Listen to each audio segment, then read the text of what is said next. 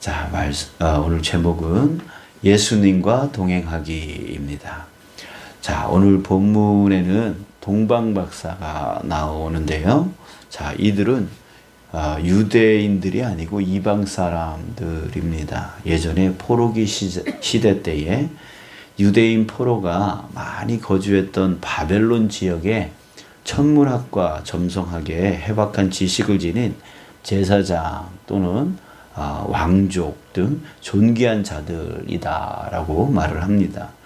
자, 이들이 메시아에 대해서 알고 있었던 것은 그 지역에 유대인들이 많이 살고 있었기 때문에 그 유대인들이 그 메시아니즘, 그러니까 메시아를 기다리는 그런 사상이 있었기 때문에 그들의 영향을 받았을 것이다, 이렇게 추측을 하고 있습니다. 자, 오늘 이 동방박사들을 통해서요, 우리 신앙을 다시 한번 돌아보는 시간이 되어졌으면 좋겠습니다. 우리 첫 번째, 자, 이들은 어떻게 메시아를 찾아낼 수 있었을까라고 하는 겁니다. 어떻게 메시아를 찾아낼 수 있었을까? 동방박사들은 별을 보고 지금 예루살렘까지 왔습니다. 자, 그리고 헤롯 왕에게 가서 유대인의 왕으로 오실 리가 어디 있습니까? 이렇게 묻는 거예요. 자, 그런데 정작 유대인들은 메시아의 탄생에 대해서 알지도 못하고 있었습니다. 이 동방박사들이 와서 그런 질문을 하니까 그제서야 막 소동이 난 거예요. 소동이 일어났습니다. 자, 이렇게 유대인들조차도 알지 못했던 메시아의 이 탄생을 어떻게 이방 사람인 이 동방박사들이 먼저 알 수 있었을까라고 하는 거예요. 자, 그 이유는 이것입니다. 그들은 메시아에 대해서 계속해서 관심을 갖고 있었고 또 계속해서 연구를 하고 있었다라고 하는 것이죠.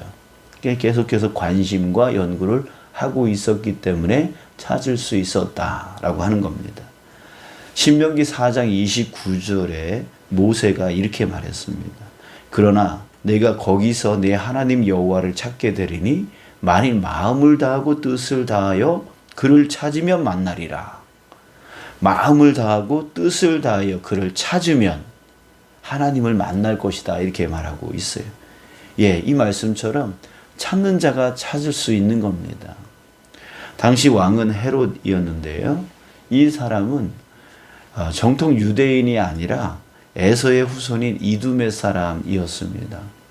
그리고 이 사람은 권력의 탐욕을 가진 자로서요, 갖은 수단을 써서 유대 왕의 자리에 오른 사람이었습니다. 유대인이 아닌데 유대의 왕이 되어졌어요. 그러니 그 왕의 자리를 지키려고 얼마나 애를 썼겠어요? 동방박사들이 와서 유대인의 왕이 어디 있느냐라고 했을 때 그는 어떻게 대답했습니까? 베들레헴을 가르쳐 주면서 아기를 찾거든 나도 가서 경배할 수 있도록 와서 나에게 좀 알려달라, 이렇게 말을 합니다. 그런데 사실은 경배하려고 그렇게 알려달라고 했던 게 아니라 그 왕의 자리를 지키려고 그 아기 예수를 죽이려고 했던 것이죠.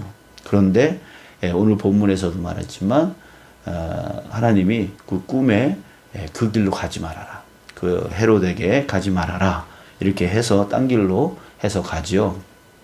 자, 왜 그렇습니까? 이게 나중에 이 사실을 안 헤롯 왕이요, 어떻게 해요? 2살 이하의 아이를 다 죽이려고 명령을 내립니다. 자, 우리 중에도요, 예수님을 찾는 자가 있고 예수님을 찾지 않는 자들이 있습니다. 지난 대림절 기간 동안에 예수님께 집중하자. 우리 이 기간 동안에 정말 예수님을 찾고 또 찾자라고 하는 그런 강조의 말들을 제가 많이 했습니다. 자, 그런데 일부 성도를 빼놓고는 여전히 무관심합니다. 자, 왜 그럴까요? 예수님이 어떤 분이신지 모르는 겁니다. 예수님이 자신의 인생을 좌우하실 분, 재림 때에 천국과 지옥으로 심판하실 분으로 깨닫지 못하는 거예요. 못하는 거예요. 자기들한테 유익되지 않을 거다. 진정한 유익되어지시는 분이 바로 예수 그리스도다라고 하는 것을 깨닫지를 못하는 거예요. 그저 헤롯 왕처럼 자기 자리를 지키는 것에만 관심이 있을 뿐입니다. 그래서 예수님을 위해 자신의 시간을 빼앗기고 싶지 않은 거예요. 예수님을 위해 자신의 그 편함의 자리를 빼앗기고 싶지 않은 거예요. 예수님을 위해 자신의 하루, 새벽에 시간을 내면 피곤하잖아요. 그래서 그 하루가 망치잖아요. 그렇게 하루를 망치고 싶지 않은 거예요. 자기가 지금까지 하고 있던 그 일들 안에서 유익을 얻으려고 예수님을 위해서 자신의 시간과 자신의 편함을 빼앗기고 싶지 않은 거죠. 자, 그리고 이런 생각도 같습니다. 자기 자신은 예수님을 잘 믿고 있다라고 생각하는 거죠. 예수님을 잘 믿고 있기 때문에 그거 안 해도 나는 믿음 잘 지킨다. 이렇게 생각하는 거예요. 자, 그런데 우리 대림절 기간에 몇 주 전에 우리 계시록 보지 않았습니까? 그 계시록에 보면 7교회에 대해서 예수님이 책망하는 이야기가 나옵니다. 그 중에서 6교회에 대해서 예수님이 질타를 하잖아요. 자, 왜 그렇습니까? 잘 믿고 있다라고 생각을 하지만 변질되어 있기 때문입니다. 에베소 교회 촛대를 옮겨버리겠다. 이런 말씀까지 하시잖아요. 그러니까 잘 믿고 있는 것 같이 느껴지지만 사실은요, 변질되어 갑니다. 우리의 믿음이 변질되어진다는 거예요. 온전한 신앙은 어떻게 지킬 수 있냐면 끊임없이 말씀을 듣고 그 말씀으로 나를 깨뜨릴 때 온전한 신앙이 될 수 있는 거예요. 온전한 신앙이 될 수 있는 거예요. 그래서 끊임없이 말씀을 듣고 나를 깨뜨리고 잘못된 것을 계속해서 교정을 해 나가야 온전한 신앙을 유지해 나갈 수 있는 것이죠. 자, 그렇지 않으면 신앙은 변질될 수밖에 없습니다. 사도행전 28장 26절과 28절에 이렇게 말씀하고 있습니다. 26절 일러스되 이 백성에게 가서 말하기를 너희가 듣기는 들어도 도무지 깨닫지 못하며 보기는 보아도 도무지 알지 못하는도다. 이렇게 말을 하면서 28절에 그런즉 하나님의 이 구원이 이방인에게로 보내어진 줄 알라. 그들은 그것을 들으리라 하더라. 무슨 말이냐면 찾지 않는다면 그 구원의 복, 그 영생의 복은 이방인에게로 갈 것이다 라고 하는 거예요.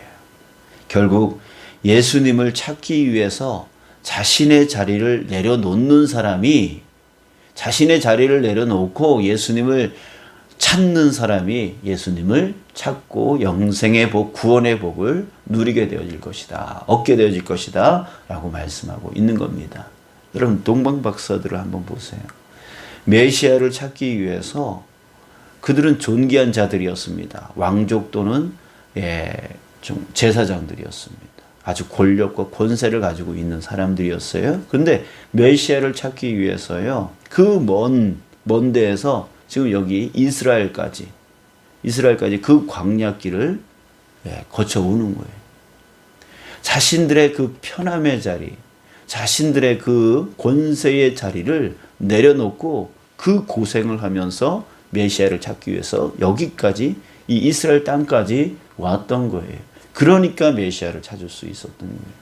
자기 자리를 내려놓지 않으면 찾을 수가 없어요. 찾고자 하면서 자기 자리를 내려놔야 되는 것이죠. 그래서 예수님을 찾는 자는 그가 누구이든 상관없이 찾는 자가 찾는다라는 거죠. 찾는 자가 찾는. 제가 목사이기 때문에 찾을 수 있는 게 아니에요.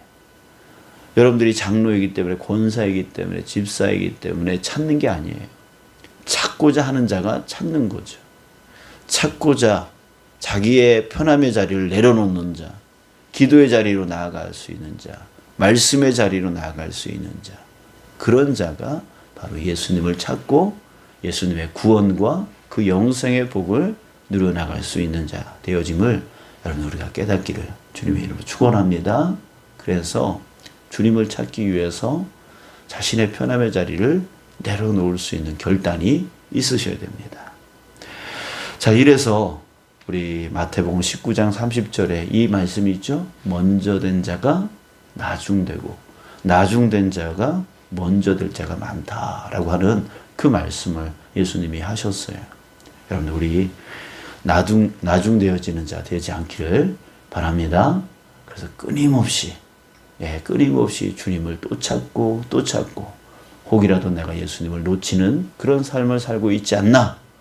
이것을 말씀을 통해서 나를 깨뜨리고 나의 변질된 것들을 교정하고 그 교정하기 위해서 나의 그 편함의 자리를 내려놓을 수 있는 그런 자 되어졌으면 좋겠습니다.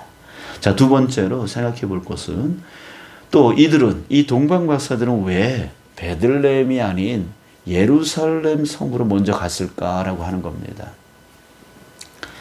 자, 동방박사들은 별을 쫓아왔어요. 그러다가 예루살렘으로 들어갔습니다. 자, 왜 그러냐면 이 예루살렘이 이스라엘의 수도였고요. 그리고 왕이 거하는 왕궁이 거기에 있었기 때문이었습니다. 자, 이들은 유대인의 왕으로 나실 이를 찾으러 왔기 때문에 당연히 왕으로 나실 이, 바로 왕자겠죠? 그 왕자는 바로 왕궁에서 태어날 것이다 라고 생각을 했던 거예요. 자, 그래서 왕궁이 있는 예루살렘으로 오게 되어졌던 것이죠. 자, 그런데 이것들은 그들의 오판이었습니다.